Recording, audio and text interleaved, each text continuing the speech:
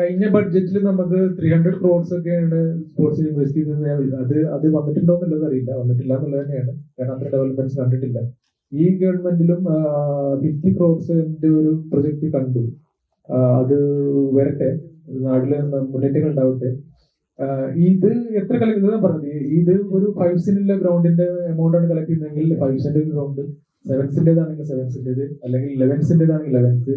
അതിന്റെ ഫിഫ സ്റ്റാൻഡിലേക്ക് പറ്റുമെങ്കിൽ നമുക്ക് അങ്ങനെയാണ്. അപ്പൊ ഇത് കളക്ട് ചെയ്തിട്ടില്ലെങ്കിലും ഈ പറഞ്ഞ പോലെ തന്നെയാണ്, നമ്മൾ ഹാപ്പിയാണ്. കാരണം നമുക്ക് ഒരു ഇനീഷ്യേഷൻ എടുക്കാൻ പറ്റി എന്നുള്ളതാണ് ഇതിന്റെ പ്രഥമമായ കാരണം. നമ്മൾ പൊരുതി കളിക്കുക എന്നുള്ളതാണ്. ആ പൊരുതല് സിനിമയുടെ ഭാഗങ്ങളിലെ എല്ലാം, അതിന്റെ സ്ക്രിപ്റ്റിംഗ് മുതൽ, ഇതിപ്പോ ഇന്നലെ ക്യൂബില് അതിന്റെ ഷോ അപ്ലോഡ് ചെയ്യുന്നത് വരെ നമ്മൾ ചെയ്തിട്ടുണ്ട്. അതൊരു ഭയങ്കര ടാസ്ക് തന്നെയാണ്. ഒരു സിനിമ തിയേറ്ററിൽ എത്തിക്കുക എന്ന് പറയുന്നത് അതൊരു ടാസ്ക്കാണ്. അത് സിനിമയുമായി ബന്ധപ്പെട്ട് പഠിക്കുന്ന ആൾക്കാർക്ക് എല്ലാവർക്കും അറിയാവുന്നതാണ്. പക്ഷെ അതിൽ വിജയിക്കാൻ പറ്റി എങ്കിൽ മറ്റതിലും വിജയിക്കാൻ പറ്റും എന്നുള്ളതാണ് പ്രബുദ്ധരായ കേരള സമൂഹത്തിലാണ് വിശ്വാസം. നമ്മള് എല്ലാ കാര്യങ്ങളിലും ഒന്നിച്ചു നിന്നിട്ടുണ്ട്. പ്രളയം വന്നപ്പോ, കൊറോണ വന്നപ്പോ, ഏറ്റവും ഒടുവിൽ അബ്ദുറഹീമിന്റെ ജയിലിൽ നിന്ന് ഇറക്കാൻ വേണ്ടി വരെ നമ്മൾ ഒന്നിച്ചു നിന്നിട്ടുണ്ട്. അങ്ങനെ ചികിത്സകൾക്ക് വേണ്ടി നമ്മൾ ഒന്നിച്ചു നിൽക്കുന്നുണ്ട്.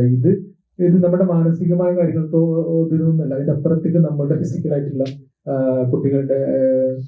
കുട്ടികൾക്ക് ഒരു ഓപ്ഷൻസ് വെച്ച് കൊടുക്കുക, ആൾട്ടർനേറ്റീവ് ഓപ്ഷൻസ് വെച്ച് കൊടുക്കുക എന്നുള്ളതാണ്. ലഹരി വേണ്ട എന്ന് പറയുമ്പോൾ ആൾട്ടർനേറ്റീവ് ആയിട്ടുള്ള ഹാപ്പിനെസ്സിന് വേണ്ടിയിട്ടുള്ള ഫിസിക്കലായിട്ടുള്ള മുന്നേറ്റങ്ങൾക്ക് വേണ്ടിയിട്ടുള്ള ഓപ്ഷൻസ് കൂടി നമ്മൾ വെച്ചു കൊടുക്കണം. അതുകൊണ്ടാണ് ഇങ്ങനൊരു സിനിമ വേണ്ടി മുന്നോട്ട് വരാൻ കാരണം.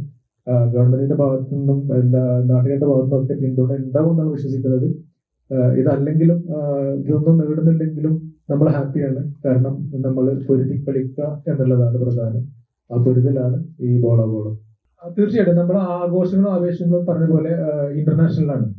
നമ്മൾ ആവേശങ്ങൾ ഇന്റർനാഷണലാണ്. ലോകത്തെ ഏറ്റവും വലിയ ഫ്ലെക്സ്, ലോകത്തെ ഏറ്റവും വലിയ കട്ടൗട്ടുകൾ ഒക്കെ നമ്മളാണ് ചെയ്യുന്നത്. അപ്പൊ നമുക്ക് ഈ ആഘോഷങ്ങളും ആവേശങ്ങളും മാത്രം മതിയോ? നമുക്ക് ആക്ഷൻസ് വേണ്ടേ? നമ്മളെ കുട്ടികളും നാളെ ലോകത്തിൽ കളിക്കണ്ടേ എന്നുള്ളതൊക്കെയാണ് സിനിമ മുന്നോട്ട് വെക്കുന്നത്. സിനിമ അതിനും കൂടി വേണ്ടിയിട്ടുള്ളതാണ്.